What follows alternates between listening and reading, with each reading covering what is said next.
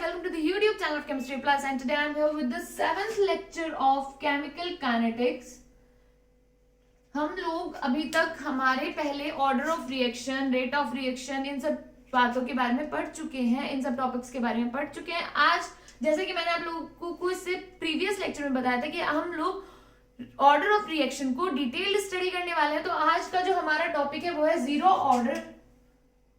कौन सा order? Zero order. आज हम लोग जीरो ऑर्डर के लिए फॉर्मूला डिराइव करेंगे, डेरिवेशन देखेंगे पूरा का पूरा, ठीक है।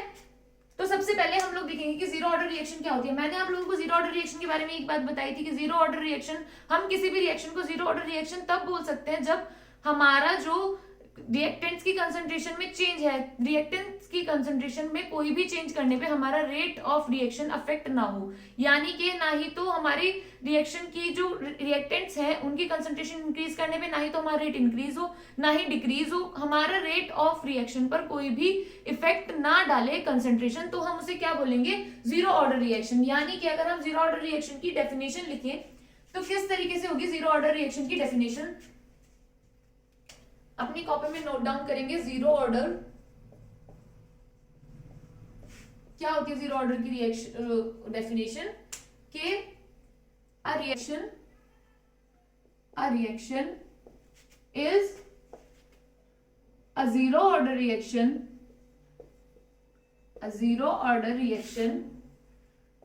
if its rate is independent of the concentration of reactants। क्या लिखा हुआ है कि reaction is zero order reaction if it's rate is independent of the concentration of reactants, यानी कि जो हमारी कंसंट्रेशन है, किसकी? रिएक्टेंट्स की जो कंसंट्रेशन है वो किसी भी तरीके से हमारे रेट को, रिएक्शन के रेट को अफेक्ट ना करे, तो हम क्या बोल सकते हैं? Zero order reaction. इसके लिए हम लोगों ने रेट वाला एक्सप्रेशन किस तरीके से लिखा था? के रेट इज इक्वल टू के ए की पावर जीरो, और क्या आया था? आर इक्वल टू के। आज हम लोगों को क्या करना है? हमें जीरो ऑर्डर के लिए फॉर्मूला डिराइव करना है। तो किस तरीके से करेंगे? सबसे पहले तो अब आप लोग ना कॉपी पेन लेके बैठ जाओ। एक बार आप लोग देखोगे कि किस तरीके से ये डिराइव हो रहा है, किस तरीके से मैं डिराइव कर रही हूँ, और उसके बाद आप लोगों को इसकी बहुत सारी प्रैक्टिस करनी है। क्यों? क्योंकि जीरो ऑर्डर की देखो डेरिवेशन से तो ज्यादा बड़ा है नहीं क्वेश्चन, मतलब कि डेरिवेशन तो आने के चांसेस कम है, लेकिन यहाँ से क्वेश्चन आते हैं, और अगर आप डेरिवेशन नहीं करोगे ना तो ग्राफ्स नहीं प्लॉट होंगे। तो देखेंगे कि किस तरीके से हम लोग इसका डेरिवेशन करते हैं। हमारे पास रिएक्शन का, इसका जीरो ऑर्डर रिएक्शन का जो रेट वाला एक्सप्रेशन होता है वो क्या होता है? आर इक्वल टू के ए नॉट, यानी कि जो हमारा रेट ऑफ रिएक्शन है वो हमारी रिएक्टेंट्स की कंसंट्रेशन पर किसी भी तरीके से डिपेंड नहीं करता है। इसके बाद हम लोग रेट को क्या लिखते हैं? D a by d t, यानी रिएक्टेंट्स के लिए है तो माइनस, यानी कि change in concentration of reactants with respect to time equal to k a naught।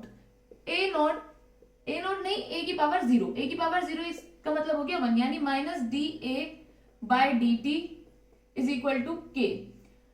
और ये हमारी हो गई इक्वेशन नंबर फर्स्ट। यहां पर क्या लिखेंगे? On integrating equation number first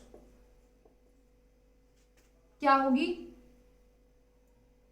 minus d ए, इसको इंटीग्रेट करेंगे, क्या है? हमारी इनिशियल कंसंट्रेशन होगी ए नॉट, और आफ्टर टी टाइम हमारी जो कंसंट्रेशन है वो है a t is equal to k d T.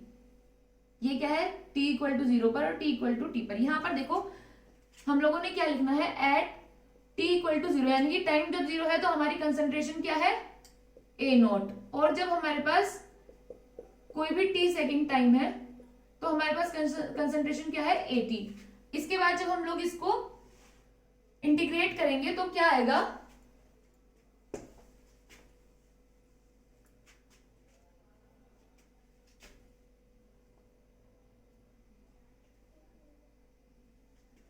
क्या आएगा? माइनस ए। ये है हमारी लोअर लिमिट और ये है हमारी अपर लिमिट, इक्वल टू के। के हमारे पास कांस्टेंट है, सिर्फ टी का इंटीग्रेशन हुआ है, टी ये है लोअर लिमिट और ये है अपर लिमिट। क्या होता है हमारे पास? कैसे लिमिट्स पुट करते हैं? Upper limit minus lower limit, यानी कि minus a t minus a naught equal to k, क्या लिखेंगे, टी माइनस 0, माइनस अंदर करेंगे तो क्या होगा, minus a T plus A not बराबर के टी। यानी कि यहां से हमारे पास के की वैल्यू क्या आई, a naught minus a t by T.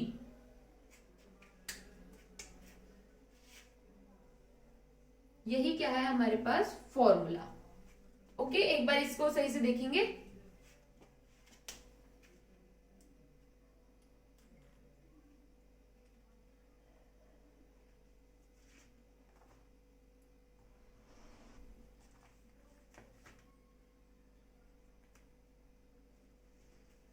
Okay, तो हमारे पास जीरो ऑर्डर रिएक्शन के लिए फॉर्मूला क्या बना है हमारे इंटीग्रेशन करने के बाद, क्या है कि जो हमारा रेट कांस्टेंट है k is equal to a naught minus a t by T.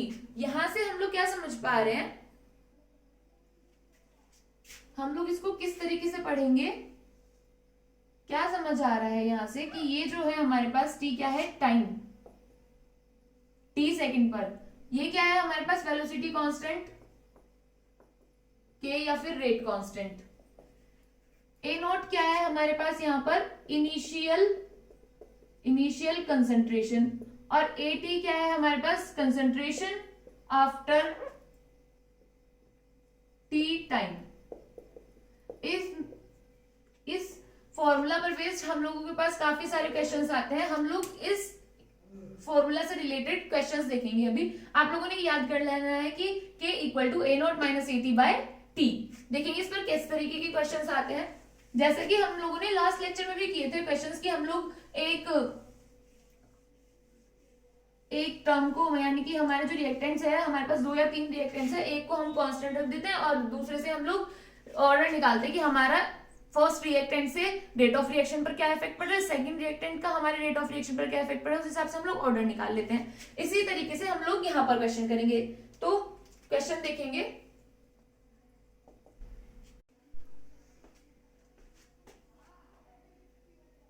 तो यहाँ पर हमारे पास ये क्वेश्चन दिया हुआ है, क्या है, 3a plus B gives us 2c, और ये हमारे पास इनिशियल कंसंट्रेशन और ये हमारे पास इनिशियल रेट है। हम लोगों से क्या पूछा है कि ऑर्डर। तो हम लोगों ने इससे लास्ट लेक्चर में भी क्वेश्चन किए थे। हम लोगों ने क्या किया था कि हमें पता है हमारा जीरो ऑर्डर रिएक्शन क्या होगा, जब हमारे किसी भी रिएक्टेंट की जो कंसंट्रेशन है वो हमारे रेट को अफेक्ट ना करे। ठीक है, तो किस तरीके से देखेंगे, हमारे पास ये जो कंसंट्रेशन है यहाँ पर तो कांस्टेंट है, कोई भी चेंज कंसंट्रेशन में नहीं हो रहा है। उसके बाद हम लोग यहाँ पर देखेंगे, यहाँ पर जो कंसंट्रेशन है वो क्या हो रही है, 3 टाइम्स इंक्रीज हो रही है, लेकिन हमारे पास जो रेट है वो सेम है। तो इसका क्या मतलब है कि हमारे जो कंसंट्रेशन है उसके इंक्रीज होने से हमारा रेट ऑफ रिएक्शन चेंज नहीं हुआ। तो जो ऑर्डर है यहाँ पर रिएक्शन का वो है 0। क्यों? क्योंकि हमारा जो रिएक्टेंट की कंसंट्रेशन है उन्होंने हमारे रेट को किसी भी तरीके से अफेक्ट नहीं किया है। इस तरीके से हम लोगों ने क्वेश्चंस करने हैं। इसके अलावा क्वेश्चंस के अलावा हम लोगों के पास उस एक्सप्रेशन से हम लोगों ने क्या देखना है कि ग्राफ, 2 ग्राफ बनेंगे। क्या हमारे पास अभी फॉर्मूला क्या आया है, k is equal to a initial minus a at time t by t। अब हम लोग यहां से क्या देख पा रहे हैं कि ये हमारा इनिशियल कंसंट्रेशन है और ये टाइम t पर कंसंट्रेशन है। हम लोग यहाँ पर अगर ग्राफ प्लॉट करना है तो यहां से हम लोग 2 ग्राफ प्लॉट करेंगे, एक time versus concentration of product और एक time versus concentration of reactant. तो प्रोडक्ट की कंसंट्रेशन इनिशियल टाइम पे हमें पता है 0 है, प्रोडक्ट क्या होगा, टाइम के साथ साथ बनता जाएगा, और ये जो स्लोप होगा ये क्या होगा, k। ऐसे ही रिएक्टेंट हमारे पास यहाँ पीक पर होगा। इनिशियली हमारे पास जो रिएक्टेंट होगा वो सबसे ज्यादा होगा और धीरे धीरे हमारा जो रिएक्टेंट है जैसे जैसे प्रोडक्ट में कन्वर्ट होता जाएगा उसकी कंसंट्रेशन कम होती जाएगी और जो प्रोडक्ट है वो इंक्रीज होता जाएगा। तो ये क्या होगी, ये भी एक स्ट्रेट लाइन होगी लेकिन माइनस के। अब आप लोगों से क्वेश्चन में पूछेगा कि ऐसी कौन सी ऑर्डर है रिएक्शन की जिसमें जो time versus product of concentration का जो ग्राफ है वो स्ट्रेट लाइन आता है, तो आप लोग क्या आंसर करेंगे कि जीरो ऑर्डर। इसी तरीके से यहाँ पे स्ट्रेट लाइन है विद माइनस के स्लोप। तो हमारे पास अभी ये क्वेश्चन है और यहाँ पर क्या बोला गया है, for a zero order reaction A to B plus C initial concentration of A is 0.1 mole if A is equal to 0.08 m after 10 minutes then its rate constant is equal to, यानी कि हमें यहाँ पर reaction दी हुई है, reaction में concentration दी हुई है और टाइम दिया हुआ है और हमसे रेट कांस्टेंट के बारे में पूछा है। अब हम यहाँ से सबसे पहले क्या लिखेंगे, जो हमारे काम की चीजें हम यहाँ लिख लेंगे। तो यानी कि हमारे पास इनिशियल कंसंट्रेशन कितनी दी हुई है 0.1 और t बराबर 10 मिनट पे कितनी है, यानी कि 80 हमारे पास कितनी है 0.08 m। k की वैल्यू हमसे पूछी है। अब हमारे पास फॉर्मूला क्या है, k is equal to a naught minus a t upon t. यहां से हम लोग k की वैल्यू फाइंड आउट कर सकते हैं। a नॉट की वैल्यू कितनी है 0.1 माइनस ए टी की वैल्यू कितनी है 0.08 बाई टी 10। इससे से माइनस किया तो क्या बचा हमारे पास 0.02 बाई 10, ये पॉइंट हटाया नीचे 2 zero equal to 2 into 10 to the power minus 3 mole litre inverse second inverse. ये हमारे पास क्या आ गई k की वैल्यू। देखो अब हम लोग इस एक्सप्रेशन से क्या है हमारे पास कि अगर हमसे कोई k की वैल्यू दे, अगर बस हमें इनिशियल कंसंट्रेशन और एक टाइम t पर कंसंट्रेशन पता है तो हम k से t फाइंड आउट कर सकते हैं, और अगर हमारे पास t गिवन है तो k फाइंड आउट कर सकते हैं। हम इसकी कंसंट्रेशन भी फाइंड आउट कर सकते हैं। अगर हमारे पास a नोट की वैल्यू है, t की वैल्यू है, k की वैल्यू, तो हम at की वैल्यू भी फाइंड आउट कर सकते हैं। ओके, तो इस तरीके से हम लोगों ने क्वेश्चंस को डील करना है। जीरो ऑर्डर रिएक्शन में अभी आप लोगों की हाफ लाइफ बचती है। हाफ लाइफ हम सारे ऑर्डर ऑफ रिएक्शंस की एक साथ निकालेंगे। ओके, अभी तक के लिए इस लेक्चर में सिर्फ इतना ही। हम लोगों ने आज जीरो ऑर्डर रिएक्शन को समझा है। जीरो ऑर्डर में हम लोगों ने क्या कहा है कि हम उस रिएक्शन को जीरो ऑर्डर रिएक्शन बोलते हैं जिसकी जो रिएक्शन है उसमें जो रिएक्टेंट्स है उनकी जो कंसंट्रेशन है वो हमारे रेट ऑफ रिएक्शन को किसी भी तरीके से अफेक्ट ना करे, यानी कि हमारा रेट लॉ एक्सप्रेशन में कहीं पे भी कंसंट्रेशन का कुछ काम नहीं है, क्योंकि हमारा जो रेट है, रेट ऑफ रिएक्शन है, उसको हमारी जो रिएक्टेंट्स है उनकी कंसंट्रेशन अफेक्ट नहीं कर रही है। तो मे बी आपको समझ आ गया होगा। इससे नेक्स्ट लेक्चर में हम लोग फर्स्ट ऑर्डर रिएक्शन के बारे में देखने वाले हैं। फर्स्ट ऑर्डर रिएक्शन में जो डेरिवेशन है फॉर्मूला का वो बहुत इंपॉर्टेंट है, वो अक्सर आप लोगों से पूछा जाता है और बहुत ज्यादा इंटरेस्टिंग भी है। इससे नेक्स्ट लेक्चर में हम लोग फर्स्ट ऑर्डर रिएक्शन के बारे में पढ़ने वाले हैं, फर्स्ट ऑर्डर रिएक्शन के बारे में देखने वाले हैं। अभी के लिए सिर्फ इतना ही। अगर आप लोगों को कुछ समझ नहीं आया, कुछ क्वेरी रह गई, इसके न्यूमेरिकल्स भी हम लोग नेक्स्ट लेक्चर में करने वाले हैं और ज्यादा न्यूमेरिकल्स करने वाले हैं। अगर आप लोगों को कुछ नहीं समझ आया तो आप लोग कमेंट बॉक्स में टाइप कर दीजिए। Thank you so much.